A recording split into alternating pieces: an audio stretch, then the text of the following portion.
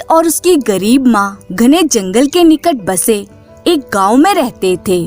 मोहित बड़ा शरारती था, आते जाते लोगों को बहुत परेशान करता था। स्कूल में भी हमेशा अध्यापक उसकी शरारतों से परेशान रहते थे। एक दिन एक अध्यापक ने उससे कहा, तुम्हारी हरकतों से हम परेशान हो चुके हैं, कल से तुम स्कूल मत आना। माँ को मोहित के स्कूल से निकाले जाने का पता चला तो वह बोली, निकम्मे, कब सुधरेगा तू? अच्छा होता पैदा होते ही मर जाता, कम से कम मुझे ये दुख तो न सहना पड़ता। फिर माँ ने उसे एक कमरे के अंदर बंद करके कहा, अब यहीं बंद रह, 2 दिन तक तुम्हें कुछ भी खाने को नहीं मिलेगा। फिर वह रोती हुई दूसरों के घर बर्तन मांजने चली गई। इसी काम से वह अपना और मोहित का पेट पालती थी। कमरे में बंद मोहित सोचने लगा, मैंने अपनी माँ को कितना दुख दिया है, कितनी मेहनत मजदूरी करके माँ मुझे खिलाती पिलाती और पढ़ाती है, और एक मैं हूँ जो उसे हमेशा परेशान करता रहता हूँ। ओह, मुझ जैसे बेटे को तो मर जाना चाहिए। और रात को जब उसकी माँ काम काज से लौटकर बिना कुछ खाए पिए सो गई तो मोहित चुपचाप कमरे से बाहर निकल गया, ये कहते हुए, तो ठीक कहती है माँ, मुझ जैसे बेटे को मर ही जाना चाहिए। मैं मरने जा रहा हूँ, मुझे माफ कर देना माँ। और इस तरह से चलते चलते वे घने जंगल में पहुँच गया। बहुत देर तक वे जंगल में भटकता रहा। वे कहने लगा, एक बार माँ ने कहा था कि जंगल में भूत रहते हैं जो मनुष्य को खा जाते हैं। अच्छा होगा कि वे मुझ निकम्मे को खा जाएं। काफी दूर चलते चलते उसे एक कुटिया दिखाई दी जिसके बाहर एक साधु बाबा बैठे थे। मोहित साधु बाबा से बोला, प्रणाम बाबा। बालक, तुम कौन हो? क्यों इस भयानक जंगल में मौत को हथेली में लिए फिर रहे हो? क्या तुम्हें कोई कष्ट है? बाबा, मेरा नाम मोहित है, मैं इस भयानक जंगल में मरने के लिए आया हूँ। लेकिन तुम मरना क्यों चाहते हो? मैंने अपनी माँ को बहुत दुख दिए हैं। आज मेरी माँ ने मुझसे प्यार तक नहीं किया। अब आप ही बताइए, मुझ जैसे नालायक बेटे को मर जाना चाहिए कि नहीं? बेटा, माँ के गुस्से का बुरा नहीं मानते। जाओ मोहित, घर लौट जाओ। तुम्हारी माँ तुम्हें घर पर ना पाकर बहुत दुखी हो रही होगी। नहीं बाबा, मैं अब अपने घर वापस नहीं जाऊंगा। मेरी माँ बहुत गरीब है। अब या तो मर जाऊंगा या फिर तभी घर वापस जाऊंगा जब मेरे पास ढेर सारा धन होगा, ताकि माँ को कोई काम ना करना पड़े। बाबा को मोहित ने सारी कहानी सुना दी। फिर बाबा बोले, यदि ढेर सारा धन पाकर भी तुम अपनी माँ को खुश न कर पाए, तब माँ को प्रसन्न करने के लिए यदि मुझे अपने प्राणों की आहुति देनी पड़े तो वो भी देने से मैं पीछे नहीं हटूंगा। शाबाश बेटे, तुम्हारी मातृभक्ति से बहुत खुशी हुई मुझे। मैं तुम्हें धन प्राप्ति का मार्ग अवश्य बताऊंगा, लेकिन एक बात का हमेशा ध्यान रखना, धन प्राप्त करना आसान है, लेकिन उसे सही मार्ग पर खर्च करना अत्यंत कठिन है। अब तुम सो जाओ, सुबह मैं तुम्हें जो कुछ बताऊं उसे ध्यान लगाकर सुनना। फिर साधु बाबा ध्यान मगन हो गए। अगले दिन सुबह भोले बाबा ने मोहित को फल फूल का नाश्ता करवाया और फिर उसे 3 पुतले देते हुए कहा, मोहित बेटे, ये 3 पुतले अपने पास रखो। ये तुम्हारा एक एक काम करेंगे। ये पुतले तुम्हारा सिर्फ एक ही काम करने योग्य हैं, अतः सोच समझकर आदेश देना। परंतु इन पुतलों को आदेश देने से पहले 2 बातें हमेशा याद रखना। पहली बात यह कि इन्हें कभी भी धन के लिए मत कहना, और दूसरी बात यह कि इन्हें बहुत ज्यादा मुसीबत के समय ही आदेश देना। बाबा, मैं सदैव इन दोनों बातों का ध्यान रखूंगा। फिर बाबा एक थैली मोहित की ओर बढ़ाते हुए बोले, यह साधारण थैली नहीं है। इस थैली में चाहे तुम कितनी ही चीजें डाल दो तब भी यह नहीं भरेगी। अतः धन रखने के लिए यह तुम्हारे बहुत काम आएगी। अब तुम एक काम करो, सामने जो नदी बहती दिखाई दे रही है उसके किनारे किनारे आगे बढ़ते चले जाओ। चलते चलते तुम एक ऐसे देश में पहुंच जाओगे जहां धन ही धन होगा। लेकिन फिर कुछ रुक कर बाबा बोले, परंतु यह ध्यान रखना कि वहां पर एक जालिम राजा राज करता है। वहां तुम इन पुतलों की मदद से जितना धन चाहो इस जादू की थैली में भरवा लेना। अच्छा बाबा, अब मुझे चलने की आज्ञा दीजिए। ईश्वर तुम्हारी यात्रा सफल करे। फिर मोहित साधु बाबा से विदा लेकर नदी के किनारे किनारे चल पड़ा। वह चलता चला गया। चलते चलते उसे भूख अथवा प्यास लगती तो वह नदी से पानी पी लेता और पेड़ों से फल तोड़कर खा लेता। लेकिन जैसे ही वह देश के भीतर प्रविष्ट हुआ, बहुत सारे सिपाहियों ने उसे चारों तरफ से घेर लिया। ए छोकरे, ठहरो, कहाँ घुसे चले आ रहे हो? सैनिकों ने उसके पास जो कुछ भी था सब छीन लिया और उसे पकड़कर एक तरफ ले जाने लगे। मोहित बोला, अरे अरे छोड़ो मुझे, कहाँ ले जा रहे हो? आखिर मेरा कसूर क्या है? फिर वह सैनिक बोला, हम तुम्हें राजा के पास ले जा रहे हैं। क्या तुम नहीं जानते इस राज्य में बिना आज्ञा प्रवेश करना अपराध है? मोहित को मजबूर होकर उनके साथ चलना पड़ा। वहाँ के लोगों के चेहरों पर एक विचित्र सी उदासी छाई हुई थी। सब लोग मशीनी अंदाज में काम कर रहे थे। कोई भी खुश दिखाई नहीं दे रहा था। चारों तरफ सैनिक ही सैनिक दिखाई दे रहे थे जो उन लोगों से जबरदस्ती कार्य करवा रहे थे। जो कोई भी उनका आदेश मानने में जरा भी आनाकानी करता वे उसे खूब पीटते। मोहित सोचने लगा, बाबा ने ठीक ही कहा था कि यहाँ का राजा बहुत ही जालिम और क्रूर है। कुछ देर तक चलते रहने के बाद मोहित को एक बहुत ही विशाल, ऊंचा और शानदार महल दिखाई दिया।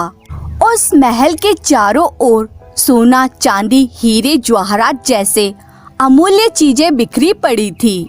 वाह, यहाँ तो ईंट पत्थरों की तरह कितना अनमोल खजाना बिखरा पड़ा है। उस देश का नाम दाना देश था और राजा का नाम दानवासुर था। सिपाहियों ने मोहित को दानवासुर के सामने पेश किया तो दानवासुर बोला, ए लड़के, कौन है तू और हमारे देश में पांव रखने की तेरी हिम्मत कैसे हुई? महाराज, मैं यहाँ धन की प्राप्ति के लिए आया हूँ। फिर मोहित ने अपनी सारी कहानी राजा को कह सुनाई। फिर मोहित बोला, महाराज, मुझे छोड़ दीजिए, मैं फिर कभी आपके देश में नहीं आऊँगा और मुझे अब धन की भी जरूरत नहीं है। दानवासुर बोला, मूर्ख बालक, घर से तुम मरने के लिए ही तो निकला था।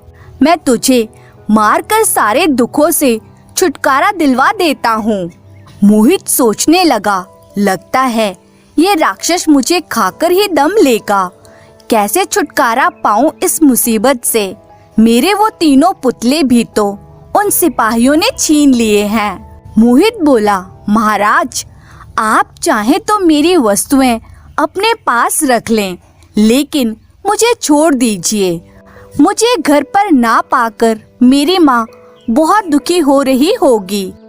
मौत का नाम सुनकर अब माँ की याद आ रही है, लेकिन मैं तुझे इतनी आसानी से छोड़ने वाला नहीं। फिर दानवराज सैनिकों की ओर मुड़कर गरजा, सैनिकों, इसकी गर्दन उड़ा दो और इसका ताजा खून एक कटोरे में भरकर मुझे पीने को दो। नहीं नहीं, मुझे क्षमा कर दीजिए महाराज, मुझे छोड़ दीजिए। मूर्ख, तुम्हारी यही सजा है।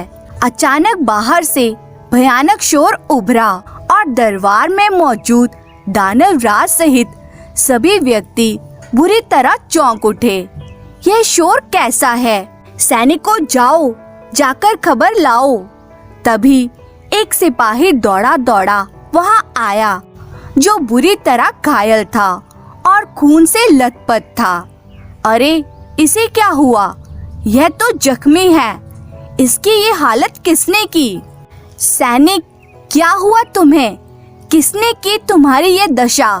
किसकी मौत ने उसे ललकारा है?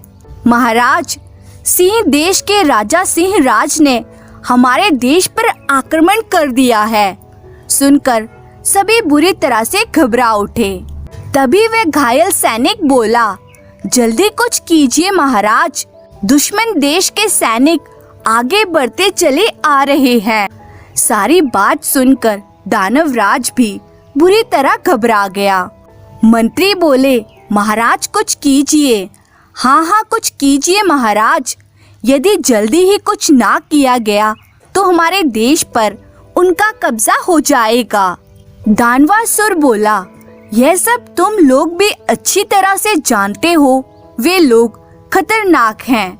हम मुट्ठी भर लोग उनका कुछ भी नहीं बिगाड़ सकते। मंत्री बोला, तो क्या हम हथियार डाल दें और अपने आप को उनके हवाले कर दें? क्या उनकी गुलामी स्वीकार कर लें? ऐसा करने पर भी तो वे हमें जिंदा नहीं छोड़ेंगे, बल्कि वे हमें सिंहों का आहार बना देंगे। दानवासुर बोला, यही तो मेरी समझ में नहीं आ रहा कि क्या करें। ठहरो, मैं कुछ सोचता हूँ। मोहित सब कुछ सुन और देख रहा था। इस हालत में सभी बुरी तरह घबराए हुए थे। वह तुरंत बोल उठा, महाराज, मैं आपके दुश्मनों का अकेले ही सफाया कर सकता हूँ। मूर्ख, तुम जानते हो कि तुम क्या कह रहे हो? जब हमारे हजारों सैनिक उनका कुछ नहीं बिगाड़ पाए तो भला तुम अकेले क्या कर लोगे? जानता हूँ महाराज, और अच्छी तरह सोच समझकर ही कह रहा हूँ, लेकिन एक शर्त पर ही मैं आपकी मदद करूँगा। शर्त? कैसी शर्त? जल्दी कहो। यदि तुम उन्हें समाप्त कर सकते हो तो मैं तुम्हारी प्रत्येक शर्त मानने के लिए तैयार हूँ। आपको मेरी सारी वस्तुएं वापस करनी होंगी। यही नहीं, बल्कि इस थैली में जितना हो सके सोना, हीरे, जवाहरात आदि भरकर देने होंगे। मोहित की बात सुनकर सभी आश्चर्यचकित रह गए। दानवासुर बोला, यदि मैं तुम्हारी शर्तें मान लूं तो क्या तुम अकेले ही मेरे दुश्मनों को समाप्त कर दोगे? हाँ महाराज, यदि आप मुझे मेरे 3 पुतले और यह थैली देने का वचन दें तब। मोहित की दृढ़तापूर्ण बातें सुनकर दानवराज प्रसन्न हो उठा और उसकी प्रशंसा करते हुए बोला, वाह बहादुर बालक, हम तुमसे अति प्रसन्न हुए। हम तुम्हें वचन देते हैं कि जैसा तुम कहोगे वैसा ही करेंगे। सैनिकों, इसका सारा सामान इसे लौटा दो। जो आज्ञा महाराज। धन्यवाद महाराज। अब आप मेरे साथ आइए और देखिए मेरा कमाल। दानवराज बोला, मोहित, जल्दी से दुश्मनों को खत्म करो, वरना हमारा एक भी सैनिक इस युद्ध में जिंदा नहीं बचेगा। अभी लीजिए महाराज। मोहित ने तुरंत एक पुतले को आदेश दिया, चल ए पुतले, दिखा अपना कमाल और लगा दुश्मनों को ठिकाने। पुतला बोला, जो आज्ञा स्वामी। दूसरे ही क्षण वह पुतला एक विराट राक्षस में परिवर्तित हो गया। दुश्मनों में तुरंत खलबली मच गई। वे जान बचाकर भागे, लेकिन राक्षस ने उन्हें चुन चुन कर मारना शुरू कर दिया। थोड़ी ही देर में राक्षस ने दुश्मनों को साफ कर दिया। दुश्मनों के समाप्त होते ही वह राक्षस भी गायब हो गया। दानवराज सहित सभी लोग प्रसन्नता से नाच उठे। दानवराज बोला, शाबाश मोहित, तुमने तो वास्तव में कमाल कर दिया। मोहित बोला, तो फिर भरिए मेरी थैली और निभाइए अपना वचन। हाँ हाँ जरूर, चलो। दानवराज मोहित को लेकर निकट की ही एक घाटी में पहुंचा और बोला, देखो कितना खजाना है यहाँ, जितना चाहो भर लो अपनी थैली में। ओह, इतनी सारी दौलत तो मैं 7 जन्मों तक भी इस थैली में नहीं भर पाऊंगा। पुतले की मदद लेता हूँ। मोहित ने दूसरे पुतले को निकालकर आदेश दिया, ऐ मेरे पुतले, इस थैली में ये सारा खजाना भर दे। और देखते ही देखते पुतला विशालकाय राक्षस में बदल गया और उसने तुरंत थैली को भरना शुरू किया। पुतला बोला, मालिक, मैंने इस पहाड़ी की सारी दौलत इस छोटी सी थैली में भर दी, लेकिन ये फिर भी नहीं भरी। दानवराज उसे एक खजाने से दूसरे खजाने में और फिर दूसरे से तीसरे खजाने में ले गया, परंतु थैली फिर भी नहीं भरी। दानवराज सोचने लगा, इस तरह तो मेरा सारा खजाना ही खाली हो जाएगा। अवश्य ही इस थैली में कोई रहस्य है। यदि यह थैली मुझे मिल जाए तो। अपनी सारी दौलत लुटती देखकर दानवराज गुस्से से भड़क उठा और दानवराज ने अपने सैनिकों को आदेश दिया, सैनिकों, पकड़ लो इस दुष्ट छोकरे को और थैली छीनकर मौत के घाट उतार दो। सैनिक तुरंत मोहित को पकड़ने के लिए दौड़े। यह देख मोहित क्रोधित होकर बोला, दानवराज, तुम्हारे दिल में बेईमानी आ गई है। अब तुम्हें अपने किए की सजा भुगतनी पड़ेगी। और फिर इससे पहले कि सैनिक उसे पकड़ पाते, मोहित ने तीसरे पुतले को लड़ने का आदेश दे दिया। तीसरा पुतला भी विकराल रूप धारण कर उन पर टूट पड़ा। सारे सैनिकों को समाप्त करने के पश्चात राक्षस ने दानवराज को भी मार डाला।